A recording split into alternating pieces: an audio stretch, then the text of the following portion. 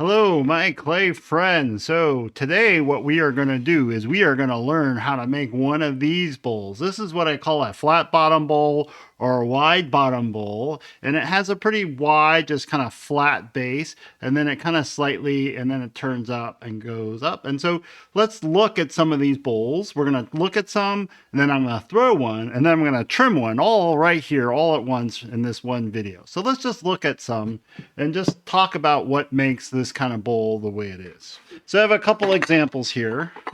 And basically, I kind of, for my classes, I divide the classes, the bowls up into two different groups. So this is my wide bottom bowl group, or the flat bottom bowl group. And this is what I call my narrow bottom bowl. And so we'll just look at these just for a second. And I recorded another video, and that link is in the description area. And you can see that these bottoms just have a round bottom. There's really no flat space here. Or here's another example of a round bottom bowl or a narrow bottom. See, it's just this one's kind of half spherical, right? So, and these bowls are great, but they're not good for everything. So let's look at another type of bowl. So these are what I call the flat bottom bowls. And the reason why I call them that is because they have just basically an area that is flat all the way across and then starts curving up, right? And then forms the wall. So this is one example here. Let's look at another one right here. Ooh, this one's really nice because it's really wide. Look how wide that is, right? So this is a wide flat bottom and starts curving up. So what are these bowls really good for? Well, they're really good for things that some types of food just want to be wide and kind of spread out. But also think about like a dog bowl, for example, right? A dog can't grab its food out really well. It needs to kind of have the edge of the bowl and kind of mash its mouth against the edge of the bowl to kind of collect the food together and push together. If you have a bowl like this, right, for that sort of bowl, right, the dog's just going to end up pushing this bowl around because a foot is just too small, right? So these bowls are really good for any sort of application where either you want the food really wide and spread out, or the thing you're doing, or you want the foot really wide, because in general, these sort of bowls have a wider foot in proportion to these types of bowls here, where the foot in general is a lot narrower. So these, just the way how these bowls are built, it just means that there's a different structure to them and how they could be used, right? Here's another one, right? Nice wide bowl. And we'll talk about how to trim these and how we locate the foot here in a little bit. But the wideness is really good. So things that probably wouldn't be good for a bowl like this probably would not be a good bowl to serve soup out of, right? Because even just getting it from the table to getting it from the pot, the kitchen area, to the table, right? Really easy to spill. So these bowls aren't good for everything, but there are certain really good things that make these bowls really good for. So let's try to make one. All right, so here we're going to try to make one of these bowls right now. Here we go. So put this aside. All right. So I'm going to get out my ball of clay. So for this bowl, I'm going to start with a ball of clay that's about 2.5 pounds. So here. And so I like throwing these bowls on a bat because the bat just allows me to spread it out a little wider when I throw. And that these bowls are hard for me to pick up after I'm done. So I always throw these on a bat. Where my narrow bottom bowls, a lot of times I don't need a bat. I can just throw them on the wheel head. So here we go. Let's add some, squish this down. Make sure that's married down really good, right? I go up and back down. Here we go. This clay is a little stiff because it's my recycled clay today. Go back down.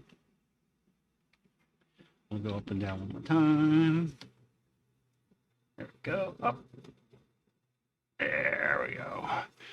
So normally I wouldn't throw with clay this stiff, but it's just what I had around, and I didn't want to start a new batch, and I've cut open a new bag of clay. So raising up. And so now I'm always thinking about what I want to make in the end. So what kind of pot do I want? So I'm going to push that back down. So I want this pot to be wider, right, than normal, what I would consider my narrow bottom bowl. So I am going to push this out wide, and then And that will give me because this bowl will end up being wider, so I want to end up with a wider mound here. So I'm going to do that. So I'm going to push this down. There we go. Pushing that down, push it down a little more. So I'm going to really widen this mound out and make it nice and happy and wide, because that'll allow me to make my nice wide flat bottom. There. So, where's my mouse? I'm going to make an adjustment to my sound preferences here. There we go. All right. So now I'm smashing it out wide. And so that's about right. So for me, that size mound about that tall is about what I want for this type of bowl. Because now when I open it, that clay that I use for opening that clay that I displaced from opening will end up being the wall of my bowl. So here I go down now and make the hole, and I pull back. There we go. Let's check the depth. I always do that at the beginning. Here we go. Check the depth. That seems a little thick. We'll go down a little bit more. There we go. Pull back again. Let's see how that looks. Let's just see. So that seems okay. I can go down even a little bit more. I always use like my pinky as my gauge, right? So here I'm going to pull back. So I'm going to now, if you watch this carefully, I'm going to pull this straight back. So I'm going to open this straight away. So I want this to be a nice flat area here. So here we go, pulling straight back. I get this little wave of clay here that I'll push back down as I open. There we go again, just pull straight back. We'll make the opening. So you see that how... Now, if I have any issues with this not being flat, I'll come back and try to take care of those now. Because it's much harder if I pull this all the way back to make corrections in here later. So there you see I'm fixing that area up so that it's flat before I continue my opening. Then I'll just keep on opening. So you can see here I'm opening actually lefty now. It's just something I taught myself how to do a while back. There we go. So now I got the bottom. So this is my flat part of the bottom of my bowl. This will be the walls. Okay. So now I'm going to finish flattening out this bottom. I'm not going to do too much compression on it right now. I'll come back and do more compression on it later. And now we'll just throw this like a cylinder, like a short cylinder. But it is going to be a bowl. So I'm going to throw this so it's flaring outward like that. Okay. There we go. So you see how it's flaring outward as I go. And that just means that less work for me to do. So when I originally started bowls, long time ago, right, I just used to throw them up as a cylinder and stretch them out. But I realized that that's a lot of work, right? It's so much better if you just make instead of just throwing a cylinder and stretching it out, you just start throwing your cylinder into an outward form like this. See that? So it's already starting to look kind of bowl-like. I am also focusing on keeping my walls relatively even from here down to here. But you can see that it's already starting to become kind of a bowl shape. So I'm doing really good here. Feeling pretty good about this. So it's relatively even from here to here. And then I'm just going to keep going like that and throwing outward, just thinning out the whole wall. I think I can do maybe one more good raise on this. Now, I'm always thinking about what kind of bowl I want to make. So what kind of bowl do I want? Do I want something that's really open, fairly open, like getting on the verge of like a plate? Or do I want one that has a pretty vertical side? If I'm going to have something that I'm really going to fold outward and have it really low, right, that actually is going to require more strength here from this clay because it'll be hanging out more. So I would probably want to leave more thickness here. If I'm going to leave it pretty vertical, like the way it is now, I can actually thin this out because that clay will be stronger, have less chance of collapsing. So for you, when you're throwing, just think about what kind of bowl you want in the end, right? And that should help you decide like how you throw these. Right, so I'm going to have a pretty vertical one, so I'm going to maybe thin it out one more time, maybe twice. We'll see how this next raise goes. If you notice here, I'm going to push in pretty aggressively at the down here to really push some of that clay up and in. Here we go. Push that clay in, and then I'm going to raise. There we go. So you see how much taller? I'm going to get a lot of mileage out of this raise. But I'm keeping it pretty vertical because I am trying to, there we go, because that's the kind of form that I want to make in the end. So let's take a good look at this all the way around. So it looks pretty good. Lots of throwing lines there. It looks pretty good on the inside. So that's my flat part. Here's the wall as it's coming up and in. So let's bring this back down and then let's clean it up a little bit. Let me feel it. So that's about as thin as I can make this and still have it safe, right? As far as not collapsing. So I'm going to do a scrape. So I'm going to do a scrape on the inside and outside. So I'm going to hold these ribs opposite each other and scrape along this edge. I can do a little bit of shaping now, but the way I like to throw is I like to do the shaping later more. So I'm going to mop up some of this water that's in the inside here like that. And then I'm going to do the shaping more later, but I might do a little bit of shaping now. So I'm going to scrape these along like this. And this is just to clean up some of those throwing lines, to clean up some of this extra slip that's come off, right? So just to clean the bowl up before I really start making its shape. Okay, so there. So that's looking pretty good. And so let's take a look. So the inside's looking pretty good. So if you look here, right, it's a flat, and then it has a pretty quick turn where it starts kind of going upwards, but then this curve goes to vertical pretty fast. So let's talk about what kind of shape this is. So for me, this is a really just good all around like utility bowl. Like this bowl would be good for lots of things, right? Fluid stuff. You could eat ice cream out of this. You could eat salad out of this. You could eat pasta out of this. Like this bowl is overall like probably one of the most useful shapes that we have. As I change the shape, what it could be used for is changes, right? So if I flatten it out, maybe it won't be as good for soup or something. This is where the artistic part of what you do really comes into play, because you should be making choices about what is going to happen. How will this bowl be used? How much fluid is it going to hold, right? So right now it's pretty vertical, right? I consider it pretty a vertical shape. The one thing, there's a few things that I want to change here. So when I look inside, I would love it if this part right here was bowed out more so that it came more horizontal and then turned vertical. So you'll see how that changes the shape of the bowl as I push on it. So we'll get that back in there like that. And then we'll push out. I'm mainly going to push out down here, right, with one of these. So these ribs are too small for that. Let's get a slightly bigger rib. So the size of the rib actually does matter, because actually this curves are, you notice that these two ribs are the same, made by the same people, right? These are the mud tool ribs, right? I love the yellow color. And you can see that that curve is much tighter than this curve. They're exactly the same shape, except one is like mini me, right?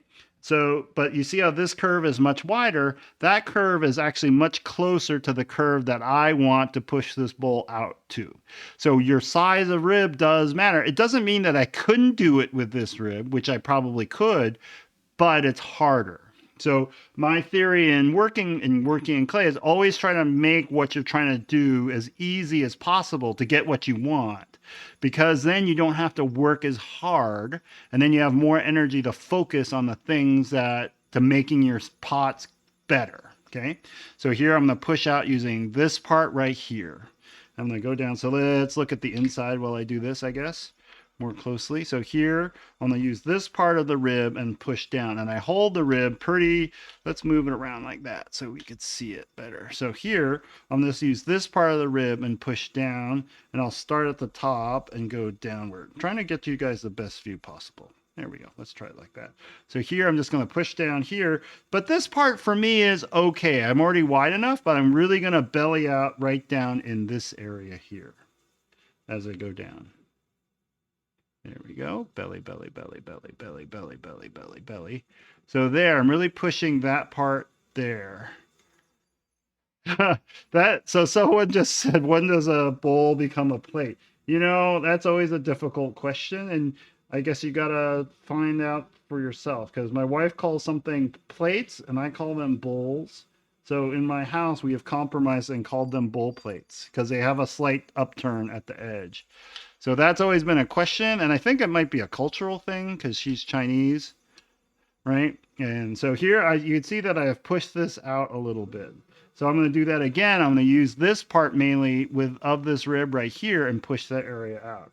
So you notice that I'm not looking at the outside of the bowl anymore because I threw what I hopefully was an even cylinder, and now I'm pushing out from the inside. And if that cylinder wall-ish was even, then the outside curve, if I make this curve inside really beautiful, and what I want, then the outside curve should match. So I don't really bend down and look at the outside, because then also I'll end up trimming some of this off. So here, I'll push this part again right here, go down and push, push, push, push. There we go. So the other thing that's important to me is how this transitions. I want a very smooth transition coming into there and then coming up. So here we go. There we go. So I'm feeling actually pretty good about this bowl. This is pretty close to the shape that I want. So I am now going to come back and work that transition from the middle out now, because I've been working it from the top down. I'm going to work it from the middle out. So start with the rib here in the middle and just work it, because I want that to be a super smooth transition as I push it out. There we go. That's feeling really good. And then I'll come back from the vertical and go back down.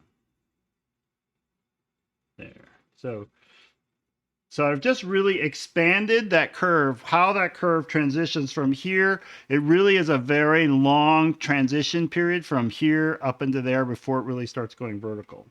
So let's just change the bowl just a little bit, because I would feel like maybe I would be normally done with this bowl right about now, but let's just change to see, let's just see how it would look if I would change it at all, right? So little changes now make a huge difference in how people feel about the bowl, what the bowl could be used for. So I'm going to use this guy right here again. Let's just push the rim out, and we'll see that the way the bowl is perceived will change a lot. So I'll push it out from right here, and let's just push this area. I'm just going to push out the rim some.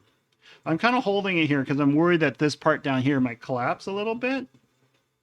So as I push that out, you see how the character of the bowl has now changed dramatically. And so as a potter, little changes mean a lot. So be careful with your choices, right? Be aware of all the little choices that you're making when you're making your pots, because this pot now has just instantly transformed. Just from me pushing it out just a little bit has transformed into a different kind of bowl, right? This rim is now starting to flare the other way. So what does that mean? That means there's less, if the rim is closed more, right, it actually wants to hold the material in more, right? If my rim, let's say I made a rim that actually closed back in, think about your hands, right? If you want to hold something inside your hands and you're running around, you would want to close them up a little bit, right? So you can make a bowl that's kind of closed, and then the stuff inside, let's say if you're walking around with it, doesn't want to splash out.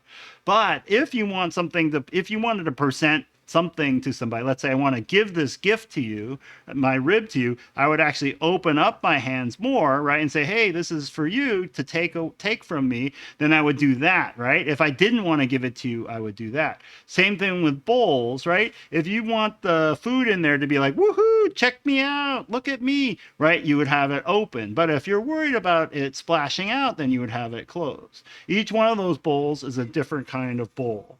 So here we go. So I flared it out. So this is a lot of personal taste, right? So let's just flare it out one more time just to see what happens. So once again, I'm using this part of my rib, and I'm going to flare it out. So I'm not really looking at the outside when I'm doing this, right? I'm just working from this. I'm just looking at the inside of the bowl while I'm working, but I want you guys to see the outside, because you can see how the dynamic of the bowl changes. Let's push it out one more time just to see it, right? So this is actually a pretty good bowl right now, but it's much wider than it was before. Let's push it out one more time. There, so you see that? And this bowl has some strength to it, so I could really push it out. Let's push it out again, because this clay was a little bit dry. It's clay that I threw with once before, but it got dried out a little, so it's actually really dry. So you see how that character bowl, that's a much different bowl once again. So let me clean up the edge. So let's cut the edge off. So what I'm going to do with the edge here is I'm going to use my needle tool and hold it like this. So I do this lefty, but here, so I hold it in my left hand kind of like a pencil, and then I'm going to go along the edge here and push back here like that and trim this edge off because it's a little bit wobbly. We want to make this edge look really good. I cut all the way through to the other side and we lift that edge up. So that edge now will be perfectly clean and even, and then let's wet it down, and then we'll round it. So for round, so I'm just re-wetting the rim down so that we can make the rim nice and round. I have a hard time with this camera. So there we go. So now there's a couple techniques. So most people use there's a chamois that people use a lot, and these are great. And I use that in one of my other videos. But today let's use a piece of plastic, because if you want to be a DIY, I don't know what a chamois, can't find a chamois, you can just take a piece of plastic bag and you cut it into a rectangle, and I could use that just like how I'd use a chamois. And in some ways, this piece of plastic actually works better than the chamois. So then what I'm going to do is I'm going to wrap that chamois just like how I used my chamois. I'm going to make this into like a U shape like that, and then push that U down against my rim. And that should make my rim all nice, round, and happy. All right, give it some time. It's not a high pressure thing, right? It's a low pressure thing. And you just use time, and you see how the plastic does a really good job. And actually the plastic is how I learned. The drawback to the plastic, and it's a lot like the chamois, is that you lose the plastic or the chamois in your clay reclaim and stuff. So that's why this guy has this old film canister on it.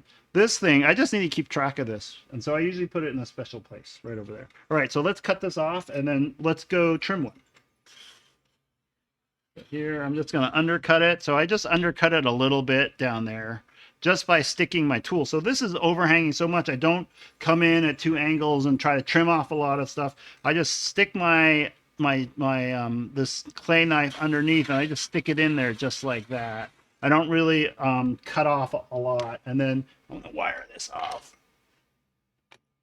So always wire. I always like to wire while the clay is spinning slow. There we go. So let's trim one of these guys up. Let's pull this guy off. There we go.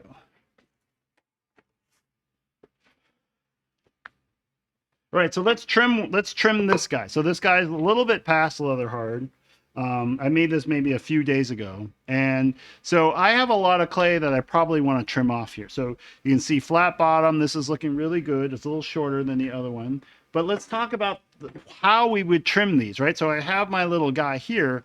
In general, I like to trim and put the foot exactly opposite where the curvature of the wall stops, and it starts going flat for the flat bottom. So you see that? The wall where the bottom stops being flat and then it starts curving up into the wall. That's where I like to put the foot, and it looks pretty good like that. You see that? So let's look at a few of these. So here, and if you feel that, that's pretty much approximately what's going on. So here is where this bowl starts. The wall really starts curving up here. So if you put your finger opposite, it's right about there, right? So that's the way a lot of these bowls are made. So the way I do it is I just place my finger right there where the wall is starting to turn up, where the flat of the bottom ends. And I put my finger kind of opposite, like as if they're opposite each other. I try to do that, right? And then I just use my nail and I put a mark there where I think my foot should be. All right, so let's center this guy up and let's do some trimming. There, mostly centered.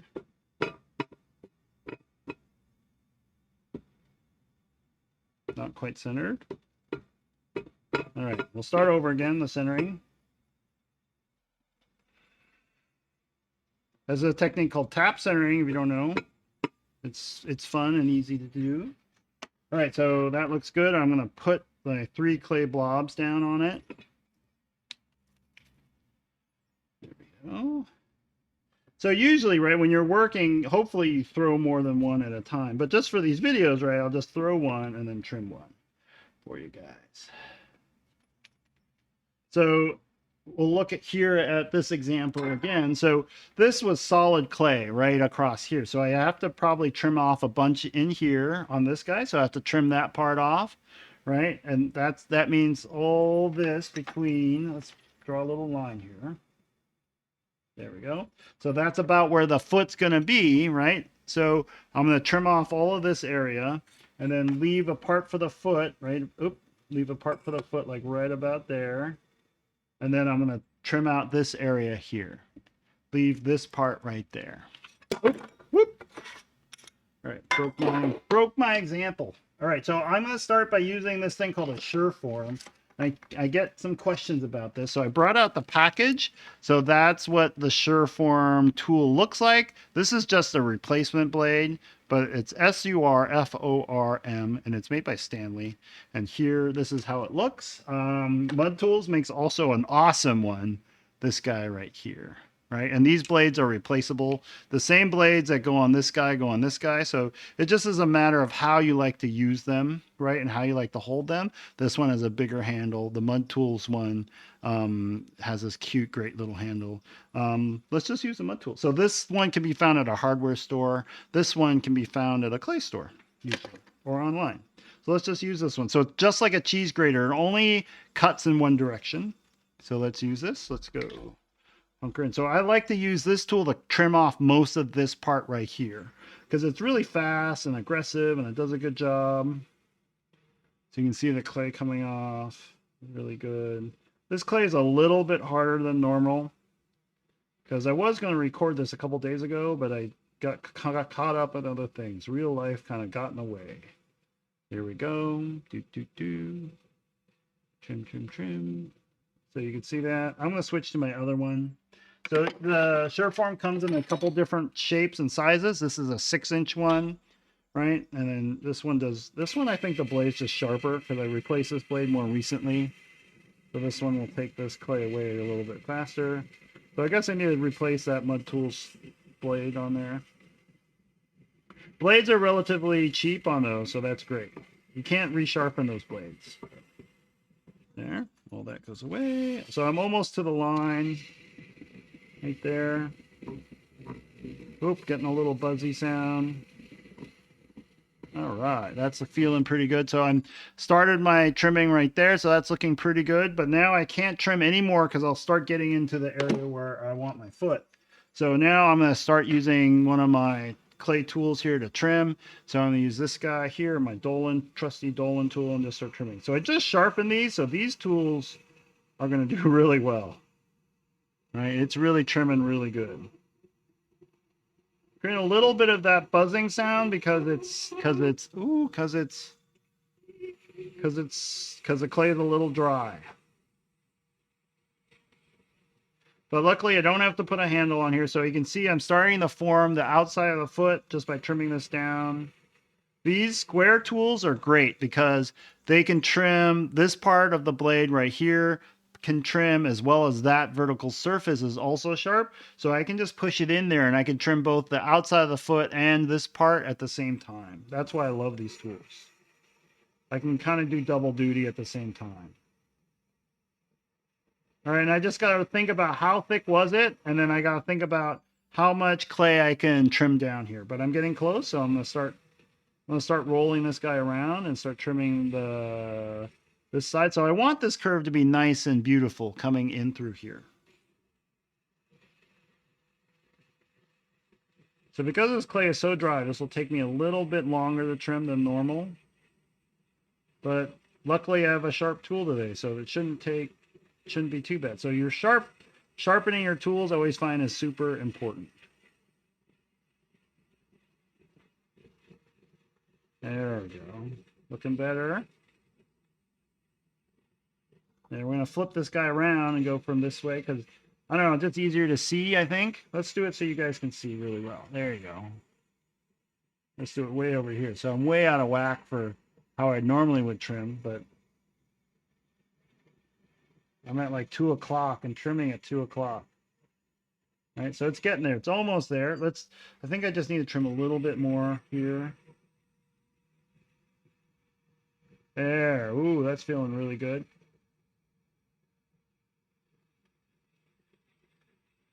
There we go. All right, so now I'm going to trim the inside of this. I think I have a smaller tool that I use for that. So I'm going to trim the inside of this foot. So there's some red paint there stuck from one of something else. There we go. There.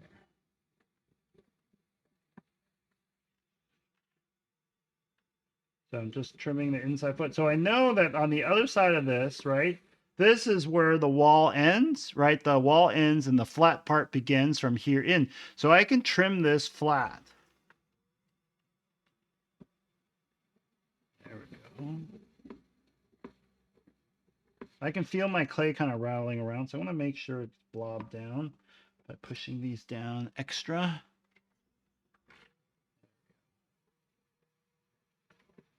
Go. So always start from the middle and work your way out. Right? So there. So it's getting there, but it's not quite there because the height of this, I want the height of this clay to match up with the height of this part. So you see how this is much lower than that. So I still got more trimming to do on this in this area. So I'm going to switch back now to my Dolan tool because I kind of got it started. Now I can kind of just use this to trim because this tool is just the metal and the quality, the build quality is so much better. The handle just feels so much better in my hands, right? So it just is such a much better tool. I also have some bison tools, but I didn't get them out today. There we go. Trim, trim, trim. There we go. So let's see. So it's rattling around. So let's recenter this. But I'm close. I'm very close to where it should be.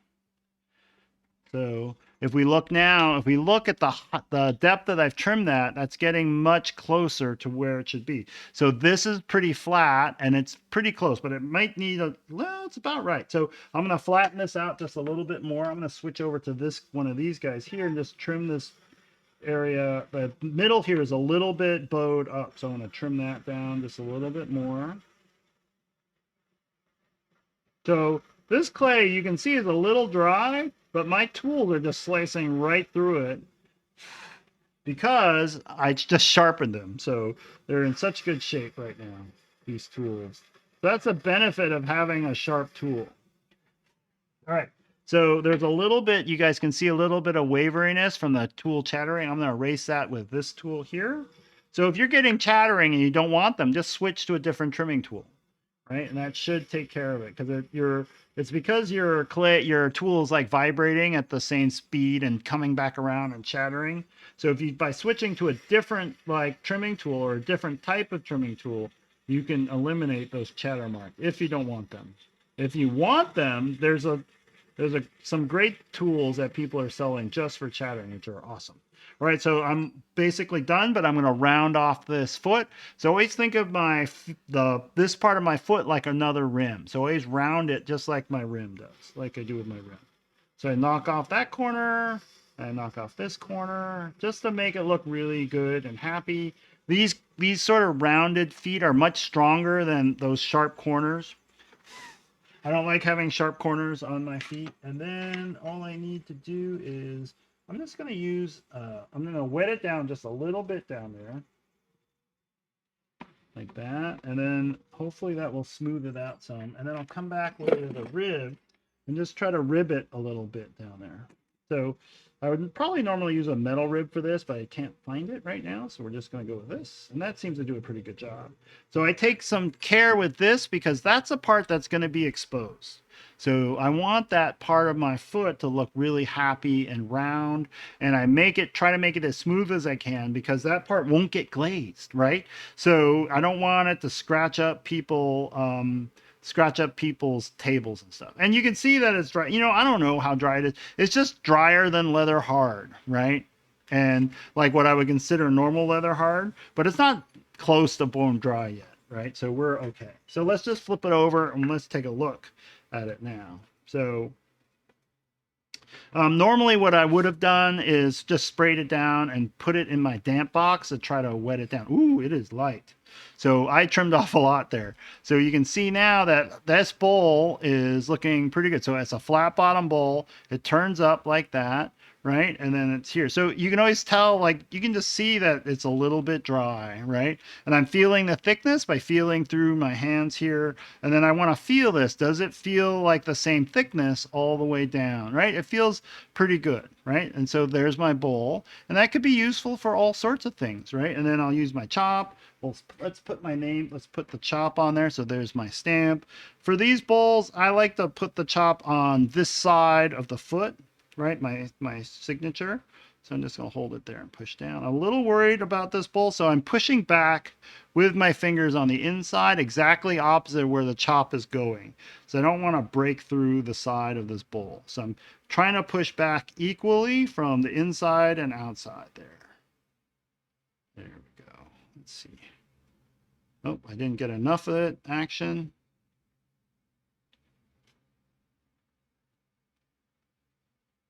There. So there's my chop on there.